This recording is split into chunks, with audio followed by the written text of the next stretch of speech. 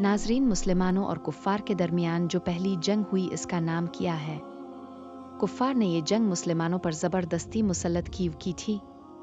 आज की इस वीडियो में हम आपको बताएंगे।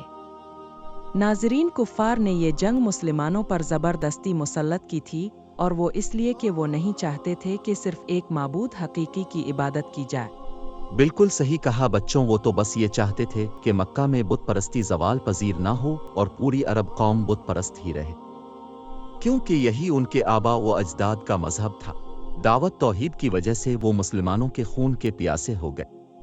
ये सूरत हाल देखकर हज़रत मोहम्मद सल्लल्लाहु अलैहि वसल्लम ने अल्लाह के हुक्म से उम्मत मुस्लिमा को हिजरत करने का हुक्म फरमाया।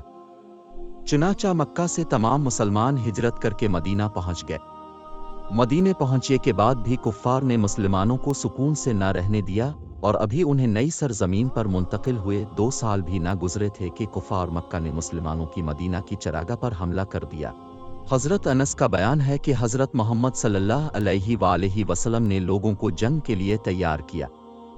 तारीखी रवायात के मुताबिक मुसलमानों का मुख्तसर सा काफिला, जिसकी मुकम्मल तादाद 313 थी, इनमें अंसार और मुहाजिर सब शामिल थे और कबाइल में उस और खुजरुज भी शामिल थे। इस काफिले के साथ 60 ऊंट, 3 घोड़े, 60 ज़रहें और चंद तलवारें थीं, जबकि दुश्मन की तादाद 1000 नफूस पर मुश्तमिल थी और वो हर तरह से लैस थे।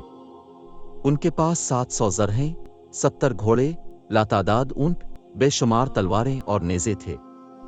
इन दोनों अफवाज का आमना सामना 17 रमज़ान अल मुबारक 2 हिजरी को बदर के मकाम पर हुआ।